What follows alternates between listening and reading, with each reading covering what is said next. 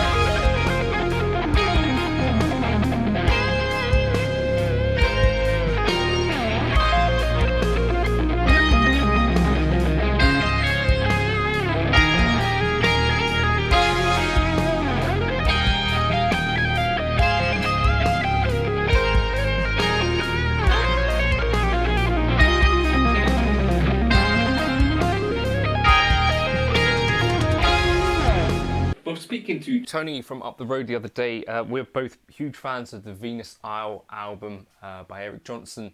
I think it might be the case that some of you guys here also share the sentiment that maybe Lonely in the Night is even the most perfect song on that album. That's kind of my opinion.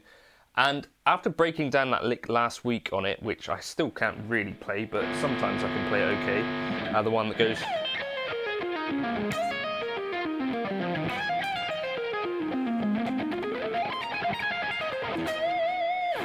something like that, but better. I decided that maybe this would be a really good kind of well of pentatonic fundamentals. So that's the idea. I'm going to start a series and we'll dip in and out of the tune Lonely in the Night. Today I've got 2 licks from it that kind of represent, I think, fundamental exercises that you should know from Eric Johnson. Eric Johnson has a TrueFire course, he has a masterclass and an In the Jam. I think they're on offer at the moment. You could use the code JNC40 to get 40% off, or you could use the code JNC100 to get $100 off of their masterclass. If you're into Eric Johnson, I think TrueFire is a really good place to get some information from himself and get really good close-up angles for some of this stuff.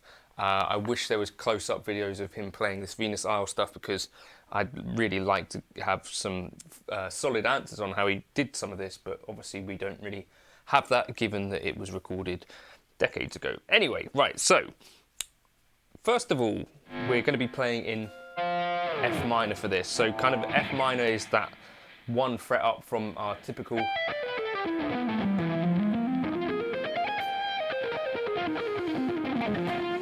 I have a feeling that this might have been recorded in E minor, but I'm not exactly sure. So first of all,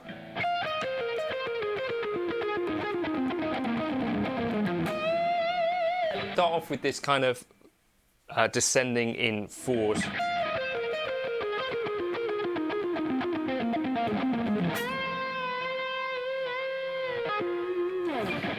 So you could do this in basically any of the pentatonic box shapes, and you probably should. So what we're going to do is go descend 4, and then you start on the next note available if you've gone down 1 note.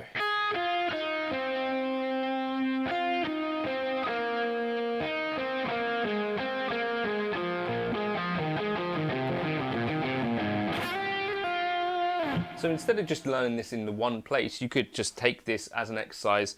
This is the sort of thing I did quite a lot as a kid, but so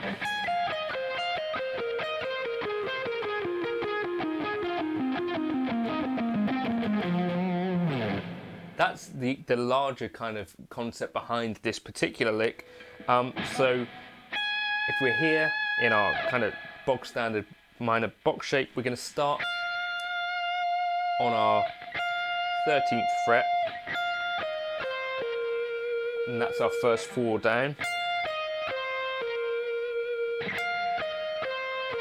then back up to the B string, back up to the B string on the other note, G string, G string, D string, and then he does a big leap back up to the 15th fret for a full bend.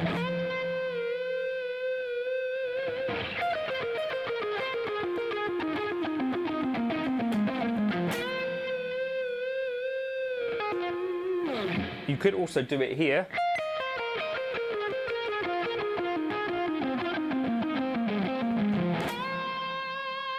There's a bit of a bigger jump afterwards, but the other thing to do is just in any pentatonic shape that you know, practice descending fours. So you start on your highest note in that shape, come down to the penultimately high,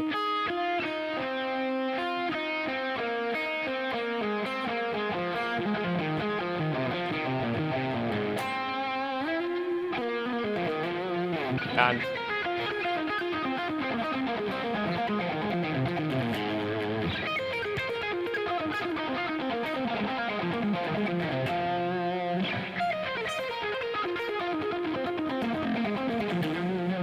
one of the things that I've noticed Eric Johnson doing, you might be tempted to leave your pointer finger here for everything, which is valid, but what I've seen him doing is kind of this, so finger that as you'd expect, but then when you jump back up to the string below, you use your middle finger.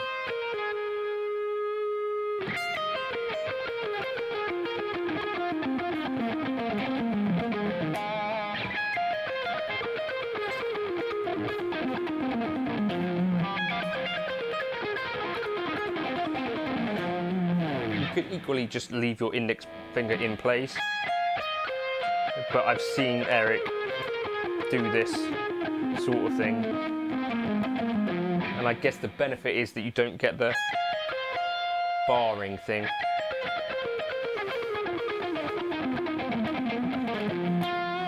But a little bit difficult to get that fitting in some cases. So the lick again, all the way from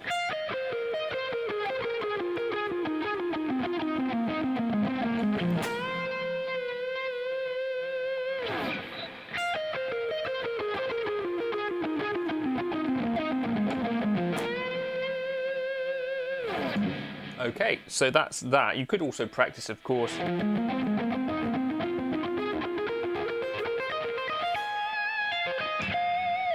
ascending, and that would be totally valid. Then, after that lick,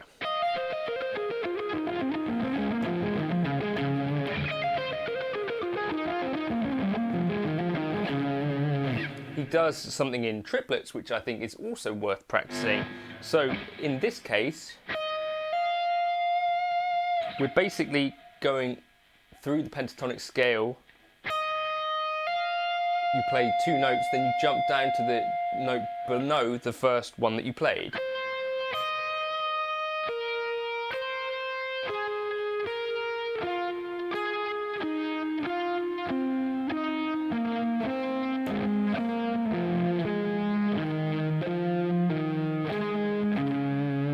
And that's how he ends it, but you see basically the pattern that is happening there. Ascend, then go below the note that you first played.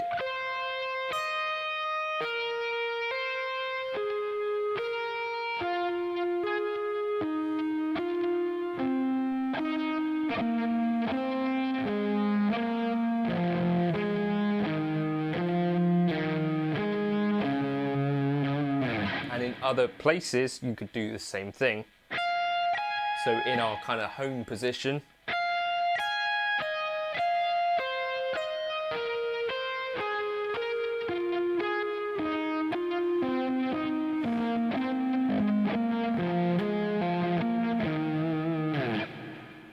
that sort of thing. Really useful stuff, and you could do that, of course, in any of the pentatonic box shapes.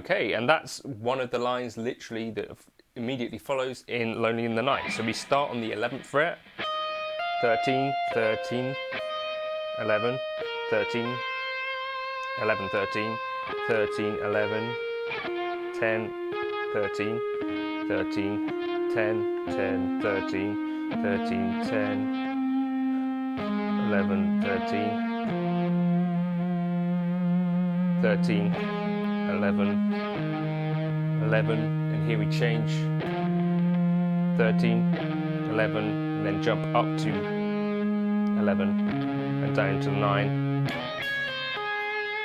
and then he jumps up to that high there.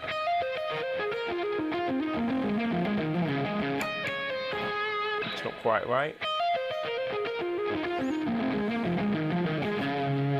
Like that. That's quite hard to do that jump.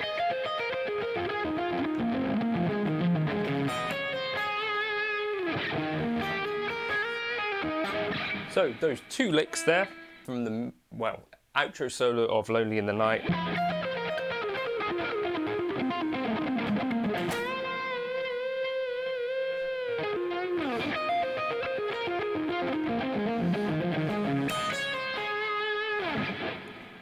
That's how you can play them, and I think you should maybe think of those as kind of fundamental legato and pentatonic exercises, going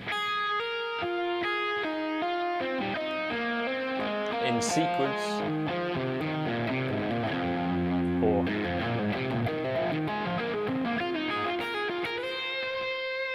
and groups of 4s.